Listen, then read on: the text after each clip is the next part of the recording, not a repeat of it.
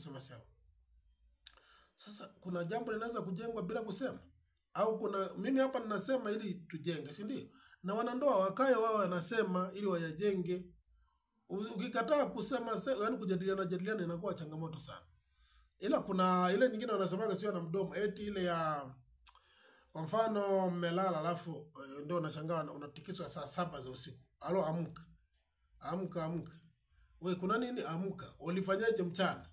Niambie vizuri ilikuwaje. Wewe mbona hujaniandaa sasa? Hiki ni kikao au ni vurugu sasa?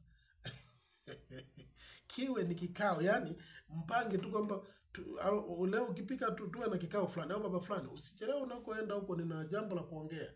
Hiyo ndio tunasema kikao cha wanandoa.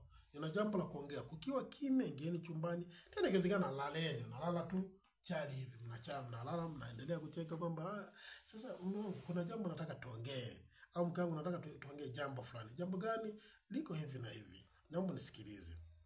Tafuta muda ambao kuna furaha. Mwanamke, kama ukiona mume wako ni varuvaru hawezi kuongeleka, tafuta nafasi nzuri. Tafuta muda wa tulivu, labda mpe hata tendo la ndoa vizuri kabisa, mlambe kwenye masikio. Hapo ndo mwambie kama nina shida sasa. Unaona? Ndio nilichokuwa nasema. Namaanisha kwamba yani anamwambia wakati akiwa ana furaha. Kama hana furaha usimwambie, atakupiga. Hakikisha anayo furaha, si ndio? Na wewe mwanaume kajitahidi, kalete hata hereni. Ametoka masikio. Kama ametoka masikio, basi unaweza kuchukua hata hereni, kamletea kazawadi. Kamwambia, mke wangu nimekuletea zawadi, surprise hii hapa. Nimekuletea zawadi mke wangu, naomba uipokee tu. Anasema, mbona unileteaje? Anasema, hapana. Leo ninayo furaha kubwa sana. Wewe unayo furaha kweli? Mbona umenitukana sana? Ulinifokea muda fulani. Anasema, hapana. Kila kitu kina mwisho wake. Nimejitafakari vizuri. Nataka tuanze upya maisha.